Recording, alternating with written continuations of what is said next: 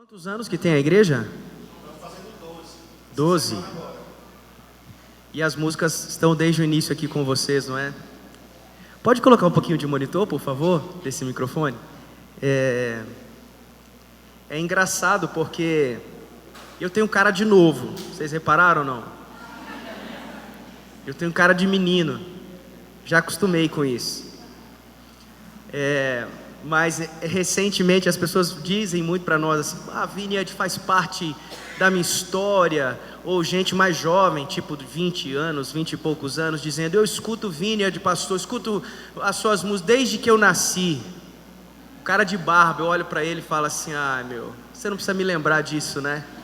Coisa desagradável. Mas é um privilégio, meus irmãos, uma bênção, uma alegria. Na verdade, não é que eu estou velho, é que eu comecei muito cedo. É verdade. Comecei muito cedo. Inclusive, tenho algo muito em comum com os irmãos aqui, porque eu fui missionário da Jocum também, há 21 anos atrás. Há 21 anos atrás. Mas, de novo, não é porque eu sou velho. Tem alguém que tem 19 anos aí? Na equipe? Aqui na igreja, legal. Aqui, desculpa, eu fiz a pergunta incompleta. Na equipe tem alguém de 19 anos? Todo mundo tem mais? Pois é, eu fui para Jocum com 19 anos, né?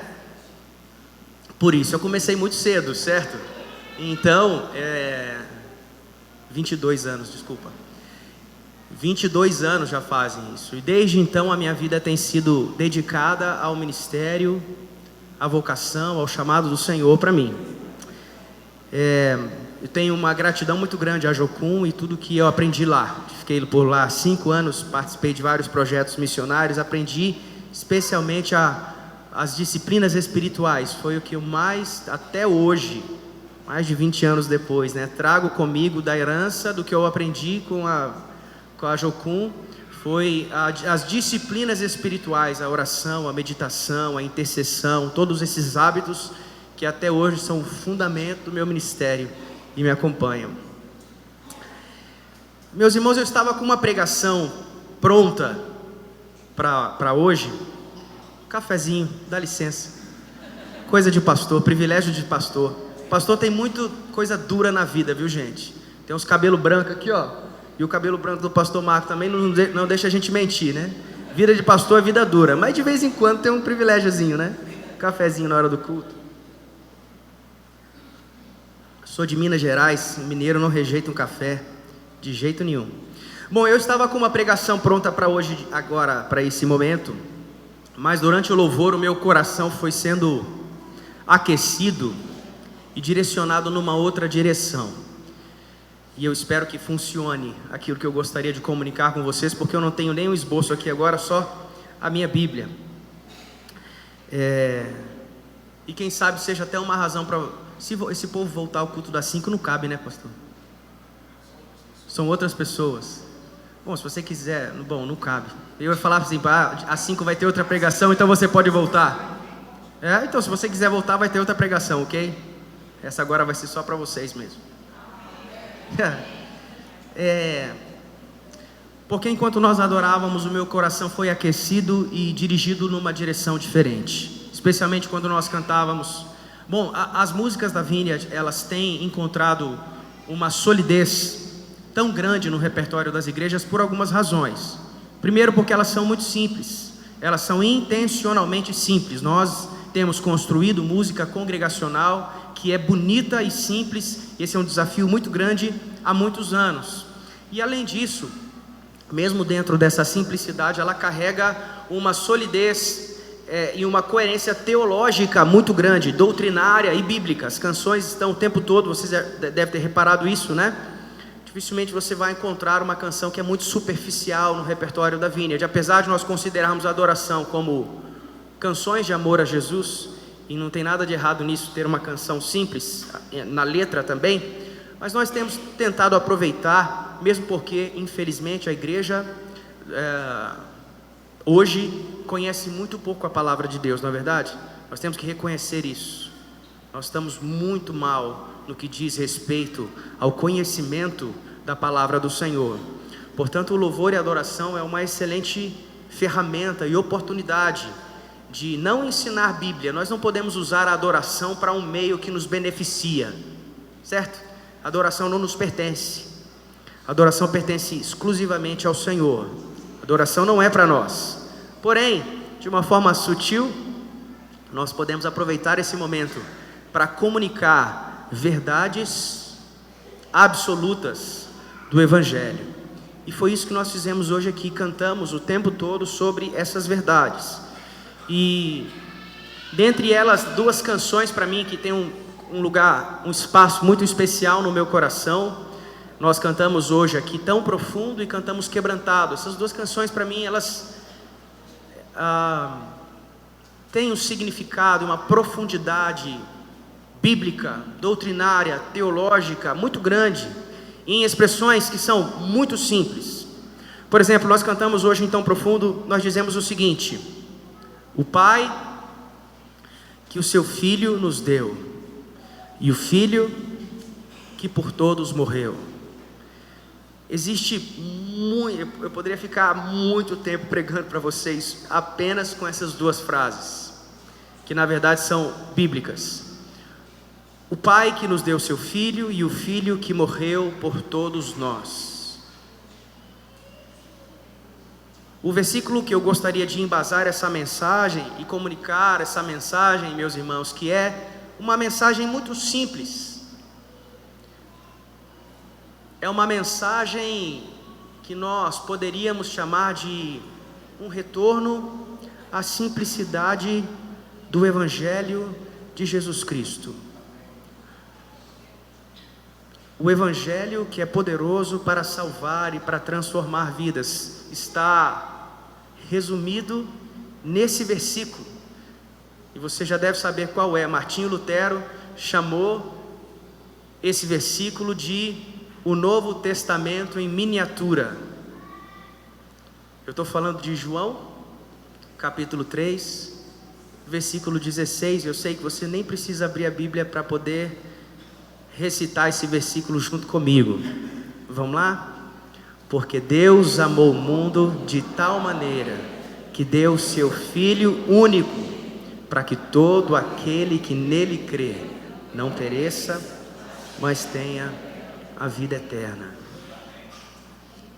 Temos muitas verdades aqui nesse texto para encher o nosso coração de razões para adorar ao Senhor. Pensando nisso, eu separei aqui na minha mente 3 palavras para ficar mais fácil de você levar isso para casa hoje. A primeira delas é segurança, a segunda é generosidade e a terceira é sacrifício. Segurança, generosidade e sacrifício. Em primeiro lugar, ler esse versículo nos lembra de uma verdade que precisa nos acompanhar todos os dias da nossa vida, diante de todos os momentos, em todas as circunstâncias. Nós precisamos nos lembrar de uma verdade muito simples, mas que faz uma diferença enorme na sua vida, se você realmente acreditar e decidir carregar essa verdade no seu coração, que é a seguinte: Deus ama você. A nossa segurança que vem a partir dessa presença do Espírito dentro de nós, o Espírito Santo que habita dentro de nós, é aquele que nos ajuda a nos enxergarmos como filhos de Deus, e que nos ajuda a clamarmos Abba, Pai. O Espírito Santo é o selo da promessa que nos garante que, porque nós somos filhos, então somos co-herdeiros e estaremos com Cristo para sempre. Deus nos ama. Essa é a segurança que você precisa para viver. Você não precisa de nenhuma outra promessa, você não precisa de nenhum outro encorajamento, você não precisa de nenhuma outra ajuda, ou mesmo a sua, que é aquela chamada de autoajuda. O que você precisa é saber e estar seguro disso, seguro de que Deus te ama. Simples assim. Deus te ama. E o amor dele por você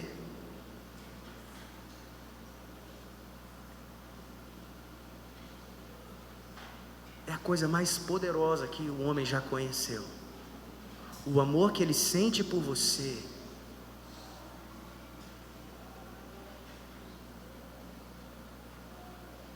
ele vai estar presente quando você se sentir menor, quando você se sentir injustiçado, quando você se sentir esquecido, quando você se sentir abandonado, quando você olhar ao seu redor e tudo o que acontece ao seu redor são razões ou situações para te fazer duvidar, para te desanimar a fé, para te entristecer, para te colocar no lugar de se comparar com outras pessoas, ou a vida das outras pessoas, ou o sucesso das outras pessoas. Infelizmente isso é muito comum em tempos de Instagram, não é? Onde todo mundo publica e promove ali uma vida que não é verdadeira.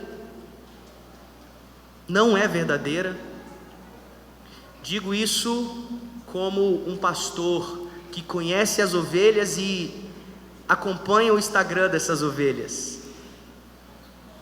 Quanta mentira, quanta falsidade e quanto engano. E nós olhamos para essas coisas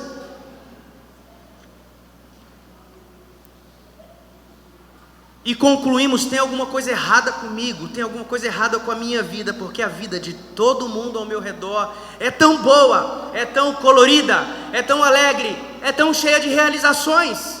Por que a minha vida então é uma droga? Não é assim? Já se sentiu assim, escorregando o teu feed do Instagram?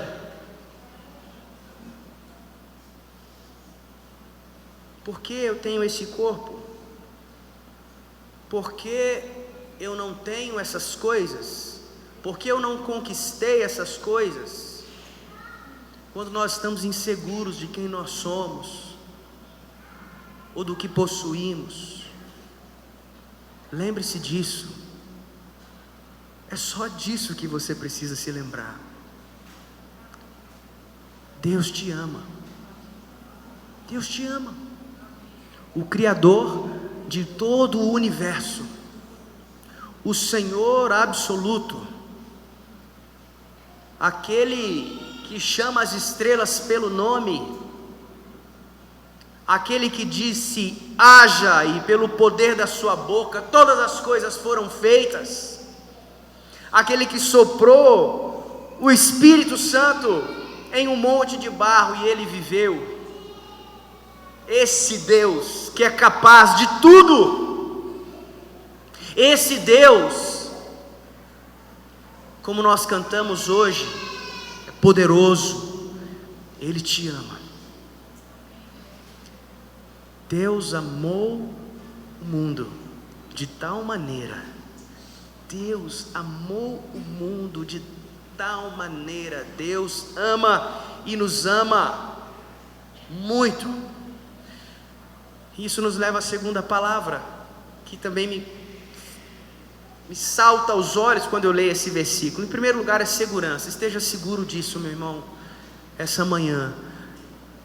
Saia daqui no final desse culto com essa verdade no seu coração, e diga isso em alta voz para você mesmo, diante das situações que você vai enfrentar quando você sair por aquela porta. Não importa o que você esteja enfrentando. E eu também não sou menino irresponsável de dizer aqui que tudo vai dar certo na sua vida, e dizer que você vai sair por aquela porta e você vai ser vitorioso em todas as questões da tua vida, porque a derrota faz parte da vida, não é verdade?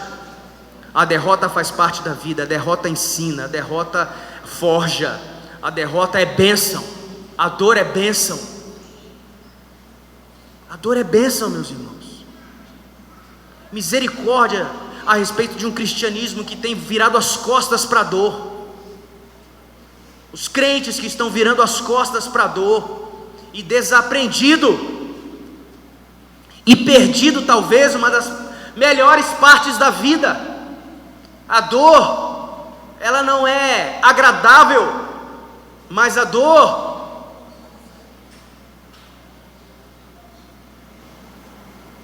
ela faz algo dentro de nós que nada mais pode fazer. A dor nos transforma, a dor nos faz mais fortes, a dor nos faz mais corajosos. E mesmo em meio à dor, eu posso olhar para o céu e dizer: ok, Deus me ama. Mesmo em meio às dificuldades, mesmo não tendo a certeza se eu vou receber aquilo que eu estou pedindo em oração, eu acredito que Deus é soberano, absoluto, toda a sabedoria pertencem a Ele e não a mim. Ele me conhece, Ele é meu Pai, Ele me ama, e Ele não vai permitir que nada aconteça comigo que eu não sou capaz de suportar, e nem com você. Ele é seu Pai, Ele te ama, não se esqueça disso. Se você precisa de uma segurança para viver, essa é a sua segurança. Deus ama você, amém? Amém. Eu não gosto que façam isso comigo quando eu estou sentado aí, mas como eu não estou sentado aí, eu estou aqui em pé, eu posso fazer. Olha para o irmão do seu lado e fala assim: Deus te ama, meu irmão.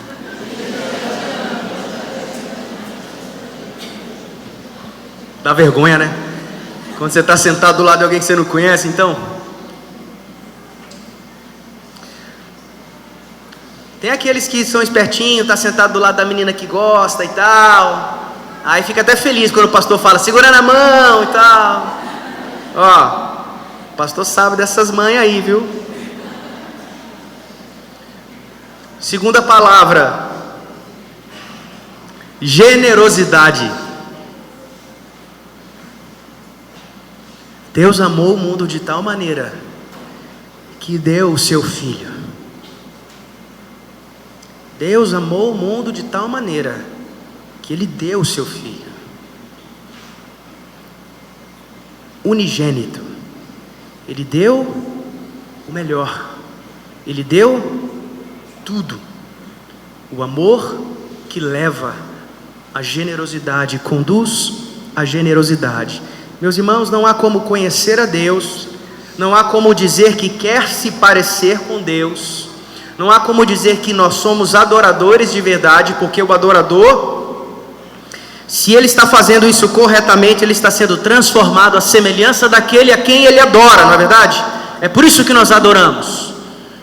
Nós adoramos porque nós nos tornamos semelhantes àquele que nós estamos adorando. É por isso que Moisés, quando condena a idolatria, os profetas, quando condenam a idolatria do povo de Israel, eles dizem: vocês estão se tornando como seus deuses, têm olhos, mas não veem, têm bocas, mas não falam, têm ouvidos, mas não ouvem.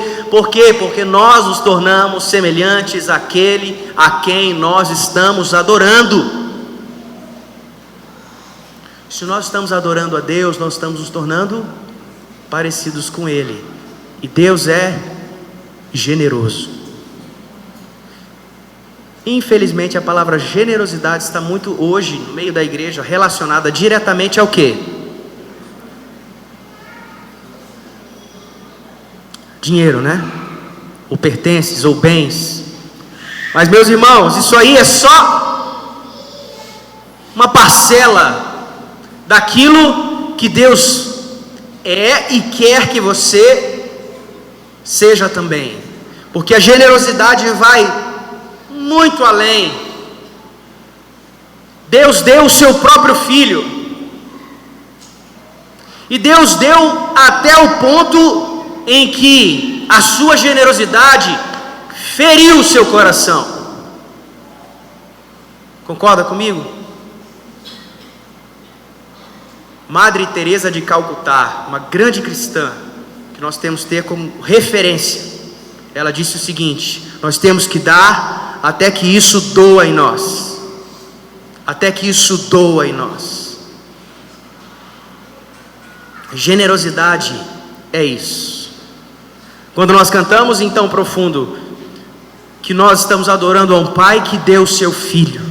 O Pai que deu o seu Filho. Meus irmãos, nós precisamos entender o que isso quer dizer profundamente, para nós entendermos o amor de Deus.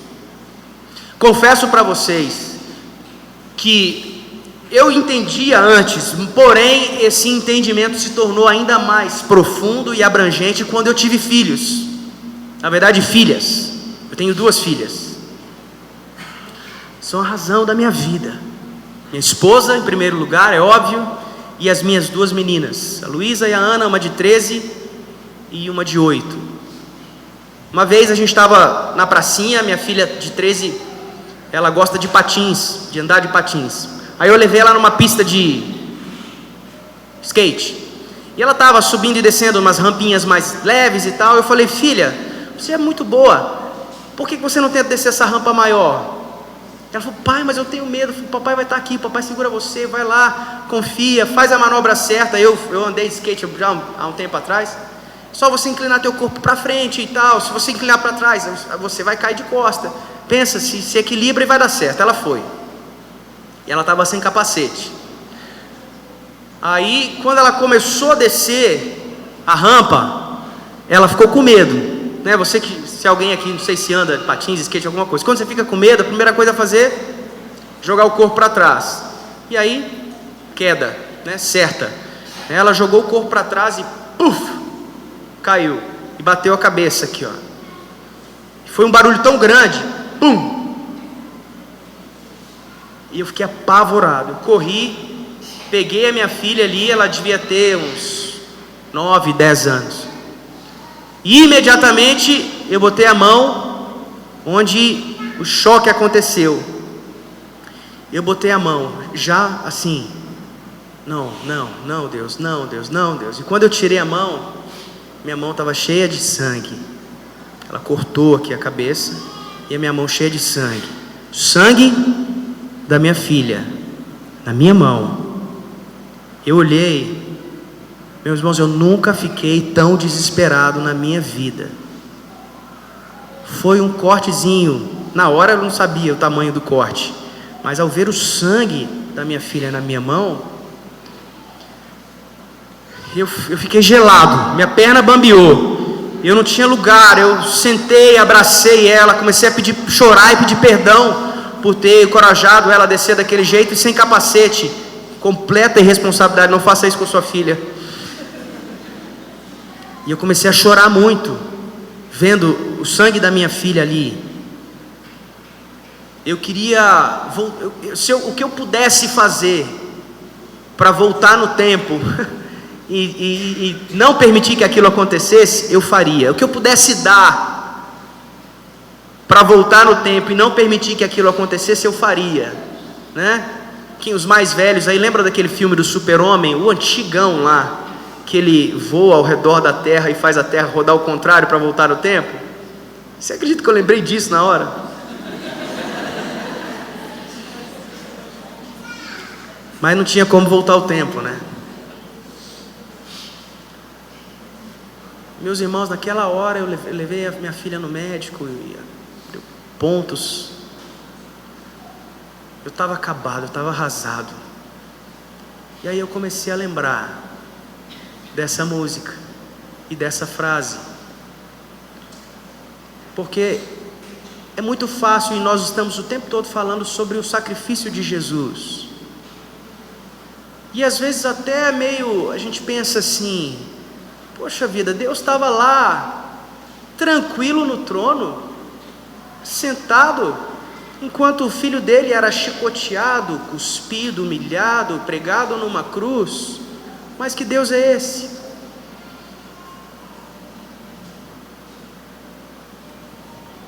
Hoje eu sei, eu preferiria morrer na cruz no lugar do meu filho do que vê-lo sangrando. Meus irmãos, não tem nada mais agoniante, Não tem nada mais opressor do que ver o seu filho sangrando. E o pai viu, e o pai permitiu. E sabe por que ele fez isso? Porque ele te ama.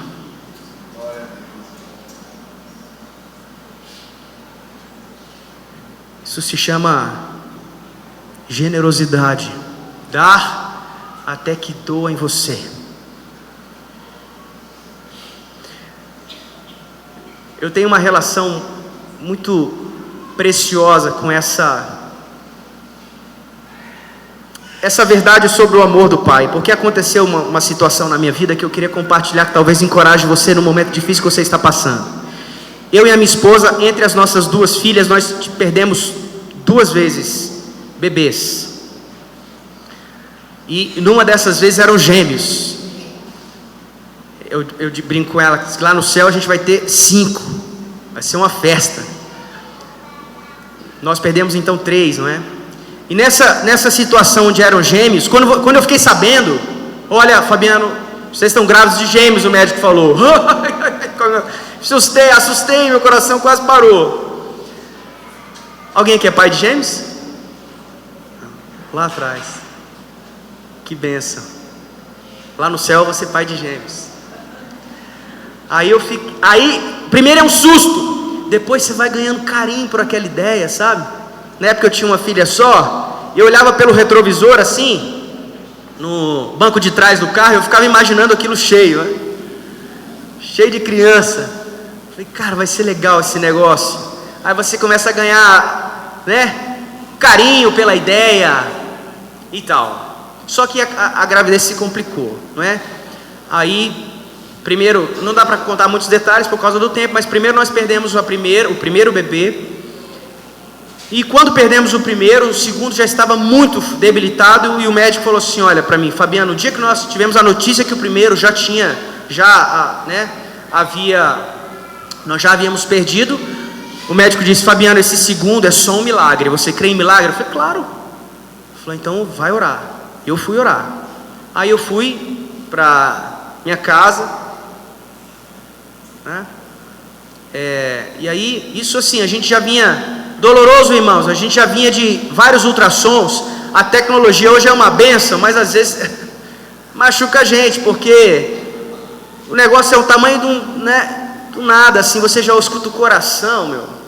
Aí, a cada ultrassom que nós íamos lá acompanhar, você vai escutando o batimento desacelerando, isso é dolorido pra caramba. E a gente estava lá, a cada ultrassom, vendo o coração daqueles pequenos seres ali batendo cada vez mais devagar e mais baixo. E aí eu fui para casa já desgastado por essa situação, indignado com a situação. E aí eu fui orar. No outro dia, muito cedo, eu acordei, ainda estava escuro. Falei, eu vou para a igreja, porque lá eu fico tranquilo e eu vou orar muito, crendo que Deus pode fazer esse milagre. E eu fui, me ajoelhei. E aí, geralmente é assim, quando a gente está numa situação como essa, primeiro a gente faz todas as orações bonitas que a gente sabe, cita todos os textos bíblicos que a gente sabe, não é? Isso levou mais ou menos 1 hora, um pouco mais de 1 hora. Só que depois, quando acaba tudo, aí Deus fala assim, ok, fez suas orações bonitas aí e tal, agora seja sincero comigo aqui, vai, abre o seu coração de verdade. Aí eu me lembro que eu falei assim, Deus, não é justo, não é justo, não é justo o que o Senhor está fazendo. Olha, minha esposa está chorando lá em casa uma hora dessa. E eu falei, Deus, olha o que eu estou passando. Eu estou vendo os meus filhos morrendo no ventre da minha esposa, e eu me sinto péssimo, porque eu não posso fazer absolutamente nada, totalmente de mãos atadas. O que eu pudesse fazer, Deus, eu faria para mudar essa história. O que eu pudesse dar, Deus, eu daria para mudar essa história. Mas o que mais me agonia, Senhor, nessa situação é que eu não posso fazer nada. Eu disse isso para Deus, em oração. Foi quando eu abri meu coração de verdade, achando que eu era muito injustiçado. E quando nós estamos passando por uma situação assim, a pergunta que está debaixo de todas as perguntas que nós fazemos, a gente vai fazendo um monte de perguntas, mas existe uma que é a raiz de todas elas, que é a seguinte: Deus me ama mesmo? Não é verdade? Eu estava lá, e aí Deus falou para mim assim: Fabiano, eu entendo perfeitamente o que você está sentindo agora. Eu falei: o quê? Como assim? Como Deus entende? Como Deus entende o que eu estou passando? Aí ele falou: o que você acha que eu senti quando meu filho estava morrendo, quando meu filho estava pregado naquela cruz, quando meu filho estava sangrando, quando meu filho estava clamando: Deus meu, por que me abandonar? O que você acha que eu senti nessa hora? Como você acha que ficou o meu coração? E Deus disse assim: mas diferente de você, eu podia fazer, eu podia evitar, eu podia impedir, eu podia abraçar o meu filho e trazê-lo para mim e poupá-lo daquilo que ele estava passando, mas eu não fiz. E nessa hora eu já estava chorando muito. Deus falou: sabe por que eu não fiz, Fabiano? Porque eu te amo.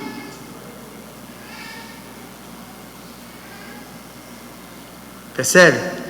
Deus respondeu aquela pergunta que estava lá embaixo, que eu nem tinha feito, mas Ele sabia que estava lá embaixo essa pergunta. Ele sabia que eu precisava ouvir: eu amo você. Foi por isso. Aí, pronto, meu irmão, isso foi cura para mim. As minhas orações mudaram completamente de direção. Você entende?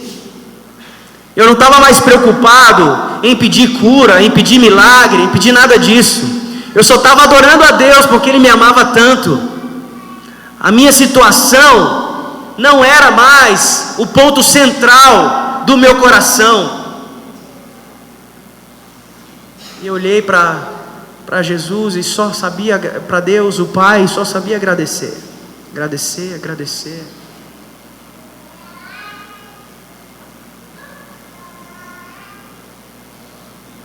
Isso é entendermos de fato um Deus generoso. Deus não é generoso porque Ele te dá coisas. Deus não é generoso porque Ele responde todas as suas orações, porque Ele te cura, porque Ele te dá um emprego, porque Ele te beneficia. Não. Deus é generoso porque Ele deu o próprio Filho dEle para morrer numa cruz por você. Amém? E essa deve ser a nossa generosidade para com o mundo. Nós temos que oferecer, se nós queremos ser semelhantes a Deus, semelhantes a Jesus, nós temos que oferecer o que nós temos de melhor para o mundo ao nosso redor. Por isso que eu estou falando, é muito mais do que dinheiro. Generosidade no reino de Deus é muito mais do que dinheiro. O que Deus quer é toda a sua vida, tudo. O seu tempo, os seus sonhos, os seus planos, o seu futuro. Isso nos leva para a última palavra, que a gente vai caminhar para encerrar dessa maneira. Nós falamos sobre segurança, falamos sobre generosidade, e qual que é a terceira? Quem lembra? Sacrifício. Agora nós deixamos de olhar para a pessoa do Pai, vamos olhar para a pessoa do Filho, ok? É muito amor, não é? Você está entendendo isso, gente? Vocês estão entendendo isso? O Pai que o seu Filho nos deu, e o Filho que por todos morreu. Jesus Cristo, em obediência Meus irmãos, preste atenção nessa palavra, obediência. Ok? Essa palavra é muito importante, porque nós vivemos dias onde não existem absolutos, não é? Onde não existem verdades, onde nós estamos fugindo de palavras de ordem, de todo tipo de palavra de ordem. E nem na igreja, e nem a respeito de Deus, ou de Jesus Cristo, ou do reino, nós estamos aceitando palavras de ordem, não é? A frase da vez é o seguinte: eu não sou obrigado, eu não sou obrigado, eu não sou obrigado, eu não sou obrigado a nada, certo? Agora, voltemos para o Evangelho e para o exemplo de Jesus Cristo, que foi obediente até a morte, e morte de cruz, certo? Para cumprir um propósito que estava no coração do Pai, para cumprir a vontade que estava no coração do Pai, Jesus Cristo, como diz o apóstolo Paulo em Filipenses capítulo 2, nos encorajando, o apóstolo Paulo diz: tenham vocês a mesma atitude de Cristo Jesus, que mesmo sendo Deus, não considerou que o ser igual a Deus fosse algo a que ele devia se apegar. Antes, o que ele fez? Ele se esvaziou e assumiu a forma de servo e tornou-se semelhante aos homens. E tornando-se semelhante aos homens, foi obediente até a morte, morte de cruz. Obediência, obediência. Meus irmãos, quando nós estamos tratando de Deus e uma vontade para mim e para você, nós só temos duas opções, ok? Duas: obediência ou desobediência. Duas opções. Então existe sim um absoluto de Deus para a sua vida. Eu não sei qual é, e você precisa descobrir. E quando você descobrir, você precisa obedecer, você precisa aceitar. E isso é sacrifício. Nós não celebramos Jesus pela sua cruz. Nós cantamos hoje aqui, não é? Pela cruz nos chamou. É tão gostoso cantar isso, sabe por quê? Porque nós simplesmente ouvimos um chamado amoroso daquele que morreu por mim. E infelizmente, até parte da adoração da igreja hoje, das músicas que nós estamos cantando, elas falam muito sobre os benefícios da cruz, mas não fala a respeito das implicações da cruz para mim e para você. E quando nós falamos só dos benefícios da cruz, nós não estamos sendo mentirosos, nós estamos apenas omitindo uma parcela do Evangelho que nem todo mundo quer ouvir,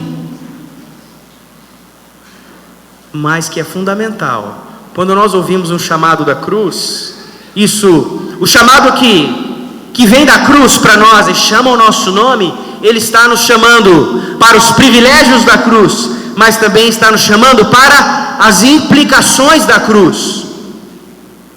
Porque o chamado que ecoa da cruz para mim e para você, ele se encontra nas palavras de Jesus: quem quiser vir após mim, ou quem quiser me seguir, ou me acompanhar, tome a sua própria cruz e me siga. Por que Jesus disse isso? Ele estava indo para a cruz, certo? O caminho que Jesus estava percorrendo era o caminho do sacrifício, o caminho de total e completa submissão à vontade de Deus. Então, se você quer andar atrás de Jesus, o seu caminho também vai ser um caminho de sacrifício. É simples assim. O caminho de Jesus é um caminho de sacrifício. Logo, se eu ando atrás de Jesus, eu vou carregar a minha cruz também. E eu vou morrer para mim mesmo e para a minha própria vida, certo? E eu vou cumprir aquilo que o apóstolo Paulo também disse: rogo-vos, pois, irmãos, texto muito conhecido de todos nós, capítulo 12 de Romanos.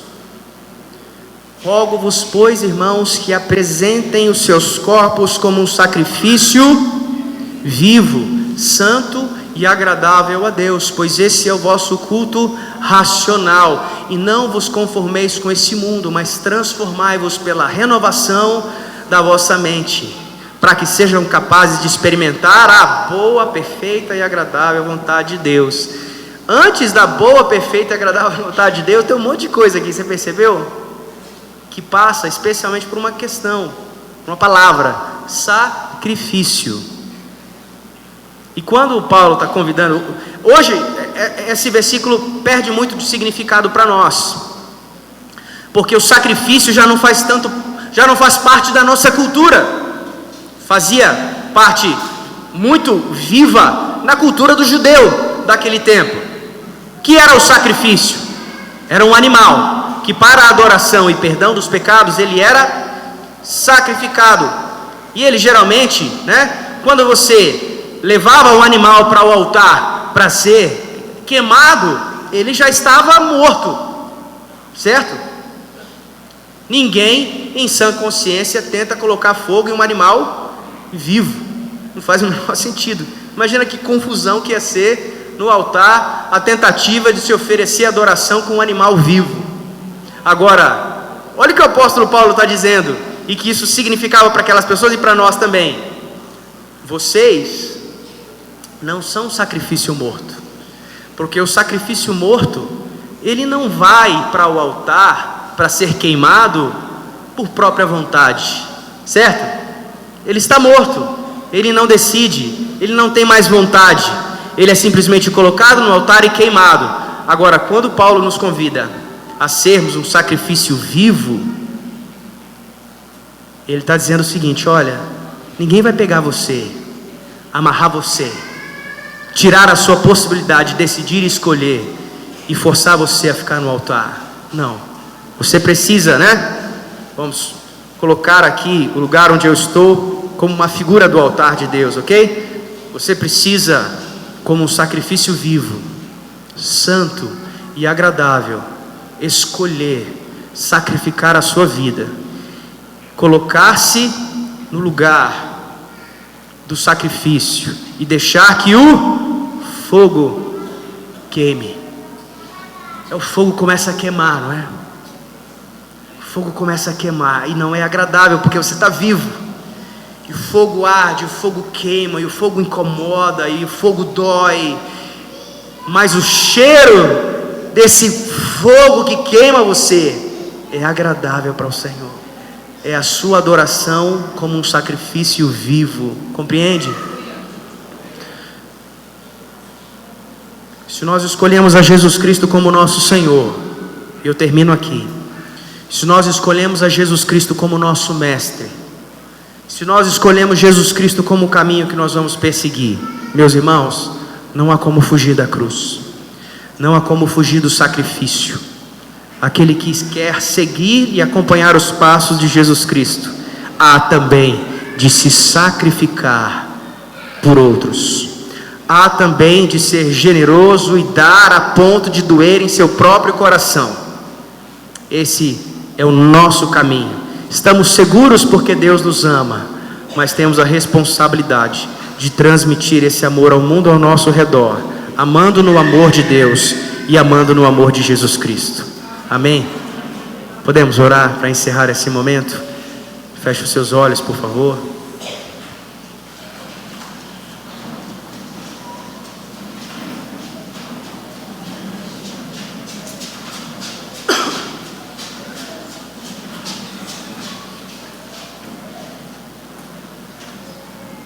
Cadê o tecladista da equipe aqui?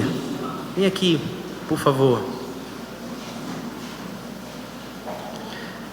Feche os seus olhos e pensa nessas coisas todas.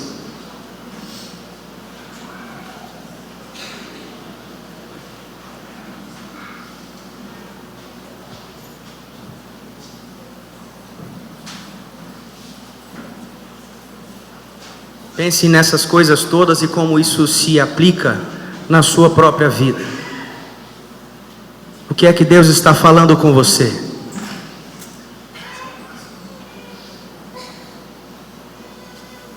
O que Deus está falando com você? Eu sei que enquanto você ouvir essa mensagem, porque o Espírito Santo faz isso, ele vivifica a palavra do Senhor no nosso coração. Eu sei que enquanto você ouvir essa mensagem, algo pessoal estava sendo comunicado direto do Senhor para você. O Espírito Santo estava tornando pessoal essa mensagem. E eu pergunto, o que Deus está falando com você agora? Como tudo isso se aplica agora à sua vida, ao seu caminho, às suas decisões?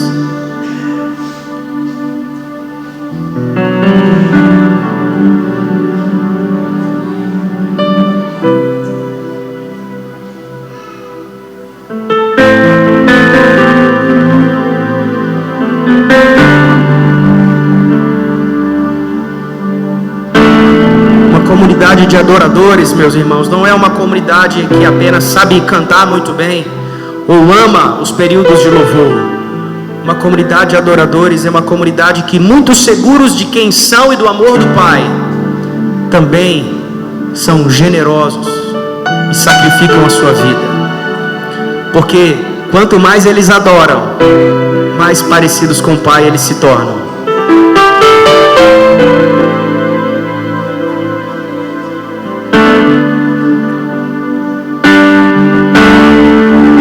Deus está falando com você.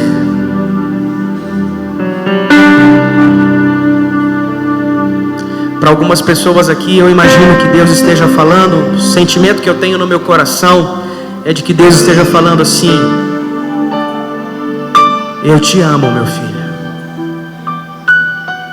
Talvez você esteja passando, atravessando uma situação muito complicada, como a história que eu contei dos meus filhos que eu perdi.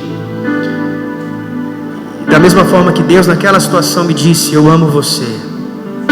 Deus está falando para você agora, no meio da sua dificuldade: eu amo você. Essa é a segurança que você precisa.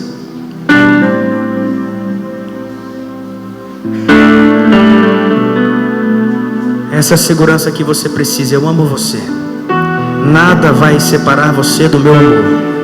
Nada vai separá-lo do amor de Jesus Cristo, o nosso Senhor.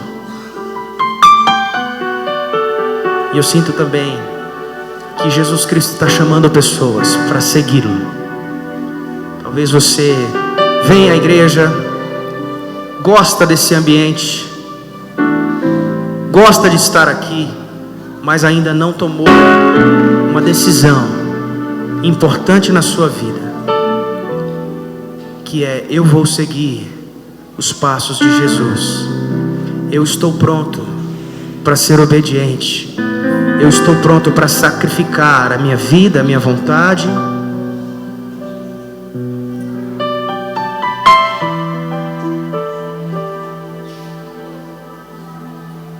Então faça a sua própria oração hoje, no seu lugar, e diga isso para Jesus.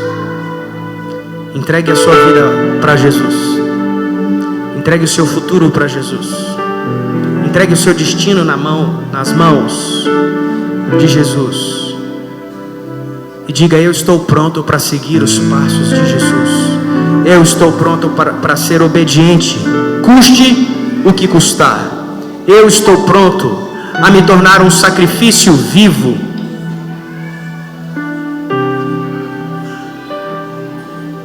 Aleluia. Aleluia, Senhor. Faz isso, Senhor, essa manhã. Faz isso essa manhã, Senhor.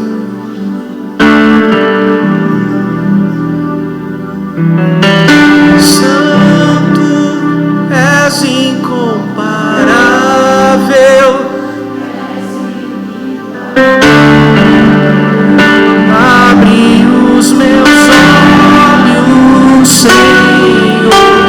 Mostra quem tu és e enche o meu coração.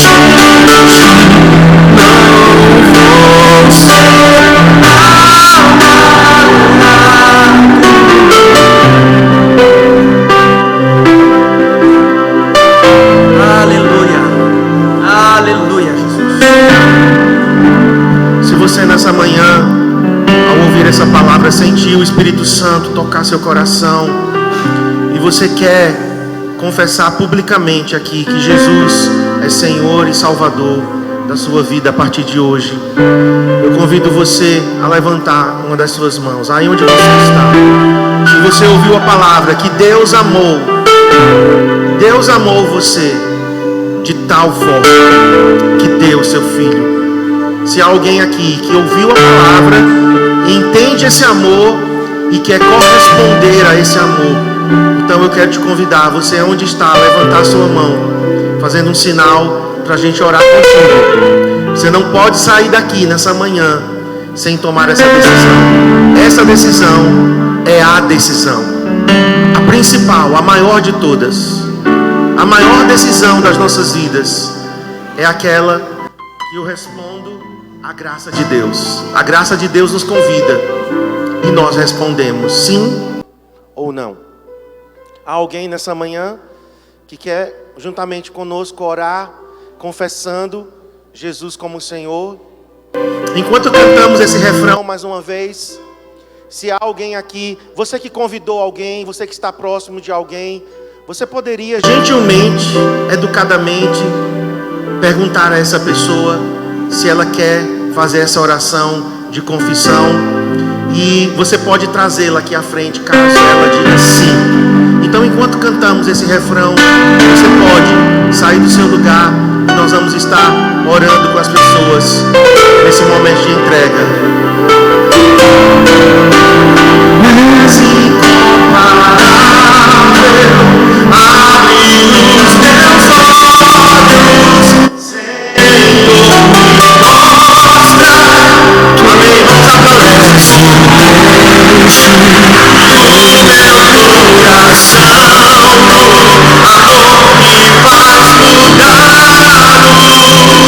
Santo, vamos dizer, Santo, és incomparável, és inigualável, abre os teus olhos, Senhor, mostra quem tu és e enche o meu coração, o amor me faz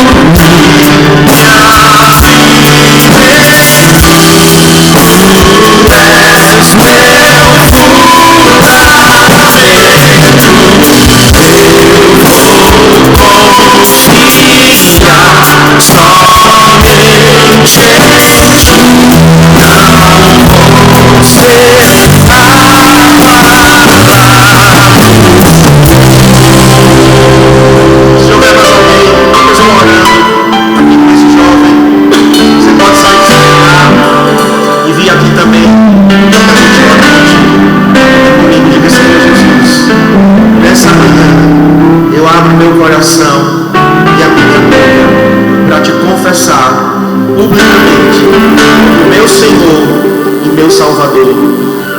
Eu te agradeço pelo teu amor na cruz.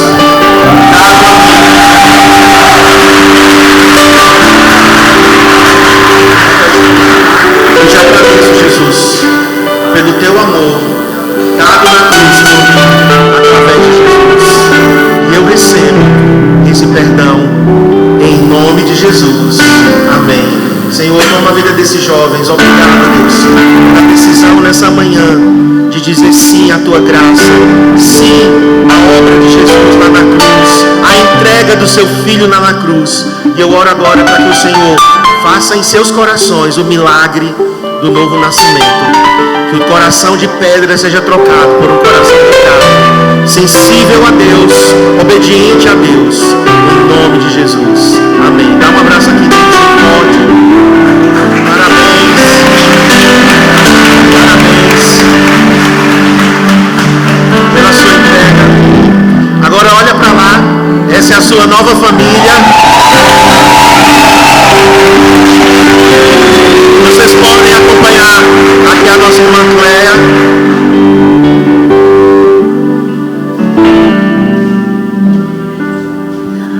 Irmãos, antes do pastor Marcos orar, encerrando, eu fui muito tocada pelo Senhor sobre sacrifício vivo. Feche os seus olhos aí no seu lugar. O Senhor quer que nós sejamos um sacrifício vivo, santo e agradável. E Ele falou que o sacrifício no Antigo Testamento era apresentado morto. O animal já tinha sido morto e então era colocado no altar. Mas então Jesus, Ele se apresenta como um sacrifício vivo. Lá naquele jardim, Ele estava lá. Pai, se for possível, passa de mim esse cálice. Mas o pai dele disse: não, filho, você precisa ser o sacrifício vivo. E ali Jesus aceitou. Ele disse: não faça a minha vontade, mas sim a tua. E o chamado do Senhor para mim e para você é sermos um sacrifício vivo. Sacrifício vivo. Sacrifício vivo. Sacrifício vivo. Sacrifício vivo.